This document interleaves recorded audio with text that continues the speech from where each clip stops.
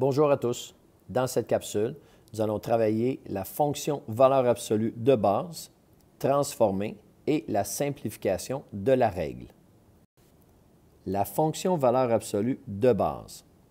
La règle de la fonction valeur absolue de base est f de x est égal à, on met le x entre deux petits traits verticaux et on dit valeur absolue de x. Regardons une petite table de valeurs. On sait que la valeur absolue d'un nombre, ça prend tout simplement la valeur positive. Donc, dans la table de valeurs qui est là, valeur absolue de moins 3, ça donne 3. La valeur absolue de moins 2, c'est 2. Valeur absolue de moins 1, c'est 1. La valeur absolue de 0, c'est 0. Valeur absolue de 1, c'est 1. Valeur absolue de 2, c'est 2. Et la valeur absolue de 3, c'est 3. On aurait aussi pu prendre des valeurs entre les valeurs entières. Donc, disons ici que le x est égal à 1/2. Bien, la réponse, ça va être tout simplement 1/2. Si j'ai moins 2,4, bien, la réponse, ça va être 2,4. On a donc un domaine qui va être les réels. Toutes les valeurs de x sont possibles. Regardons le graphique, ce que ça va nous donner. Donc, ce que je vais faire, c'est que je vais prendre les couples qui sont là et je vais aller par la suite relier les points entre eux. Le graphique de la fonction valeur absolue de base nous donne donc 1v. On a les points 0, 0, moins 1, 1, 1, 1 et ainsi de suite. Complétons l'analyse à l'aide du graphique. Le domaine de la fonction f, on l'a dit tantôt, c'est les réels. L'image, la plus petite valeur de y, c'est 0. La plus grande, c'est plus l'infini. Les zéros, est-ce qu'il y a un ou plusieurs zéros? Il y a un seul zéro à 0. Même chose pour la valeur initiale, on coupe l'axe des y à 0, donc c'est à l'origine. Le maximum de la fonction, c'est plus l'infini. Le minimum de la fonction, c'est 0. Quand est-ce que la fonction elle est positive? La fonction est positive sur le domaine, donc les réels. La fonction est négative à un seul endroit, quand il touche l'axe des x, donc à 0. Quand est-ce que la fonction est croissante? Donc la fonction monte dans l'intervalle 0 plus l'infini. Et la fonction est décroissante dans l'intervalle moins l'infini jusqu'à 0. J'attire votre attention maintenant sur quelques éléments importants de la fonction valeur absolue. On a un sommet, dans ce cas-ci, pour la fonction de base, à 0, 0. La pente de la première droite qui est là, c'est 1. Quand je monte d'1, je me tasse d'1. Donc, la pente de la droite qui est ici, c'est 1. La pente de la partie de gauche, donc, elle, c'est moins 1, la pente. Alors, je pourrais dire que les pentes de ces deux segments-là, c'est plus ou moins 1. On se rend compte aussi qu'il y a un axe de symétrie qui passe par le sommet de la fonction. Ici, ça serait x est égal à 0. Fonction valeur absolue transformée. La fonction valeur absolue de base peut se transformer pour obtenir la forme canonique. On écrit f de x est égal à a, valeur absolue de b fois x moins h à l'intérieur, ferme la valeur absolue, plus k. Le rôle des quatre paramètres est toujours le même. Toutefois, les propriétés des valeurs absolues permettent de simplifier la règle de la valeur absolue avec seulement 3 paramètres. Dans ce cas-ci, le b serait égal à 1. Et la forme qui est juste ici, on va s'en servir pour la recherche de la règle. Donc, f de x est égal à a, valeur absolue de x moins h à l'intérieur, plus k. Voyons la forme canonique à 3 paramètres.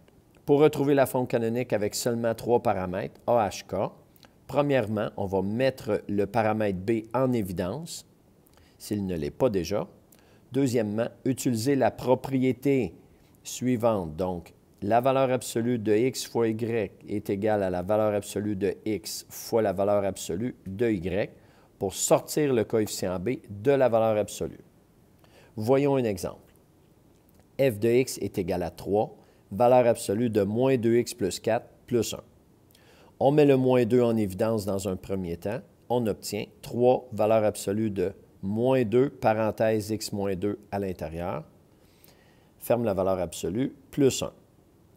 Ce qui nous donne 3 fois valeur absolue de moins 2 fois valeur absolue de x moins 2 plus 1. Ici, on a appliqué la propriété des valeurs absolues qui est juste ici. Dernièrement, la valeur absolue de moins 2, c'est 2, donc on va faire 3 fois 2, 6.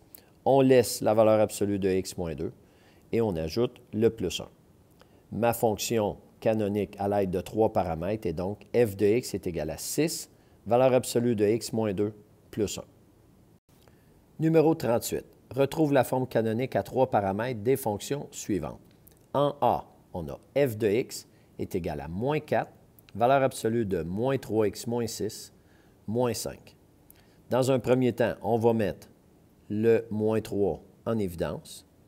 On va obtenir moins 4, valeur absolue de moins 3, parenthèse, on divise par moins 3, donc moins 6 divisé par moins 3, plus 2.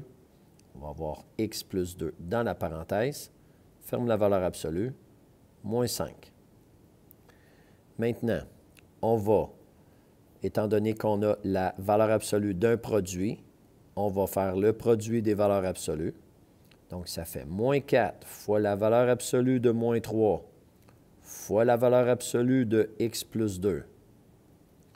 Et il ne faut pas oublier le moins 5 à l'extérieur. La valeur absolue de moins 3, ça donne 3. Donc, ici, je vais avoir moins 4 fois 3. Le tout qui vient multiplier la valeur absolue de x plus 2. Et on a le moins 5 juste à côté. Moins 4 fois 3, ça donne moins 12. Valeur absolue de x plus 2, moins 5. Alors voilà ma règle écrite sous la forme canonique à l'aide de 3 paramètres. En B, on a g de x est égal à moins, valeur absolue de 5 moins 10x, plus 3. J'ai commencé par réécrire notre règle en mettant le terme en x en premier dans la valeur absolue. On obtient moins, valeur absolue de moins 10x plus 5, et à l'extérieur, plus 3. Là, on va mettre moins 10 en évidence. En mettant moins 10 en évidence, on obtient dans la parenthèse x.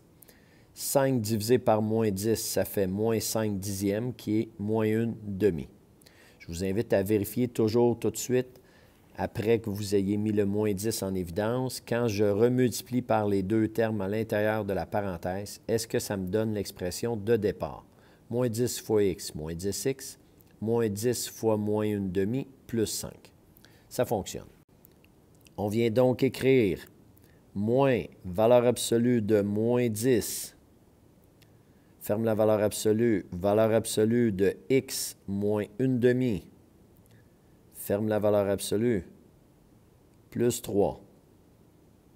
Donc, on avait la valeur absolue d'un produit, c'est devenu le produit des valeurs absolues. La valeur absolue de moins 10, c'est 10. Avec un moins devant, ça nous donne moins 10. On ajoute la valeur absolue qui est juste à côté, donc x moins 1 demi, et il nous reste le plus 3. Ne pas oublier de venir écrire le g de x devant.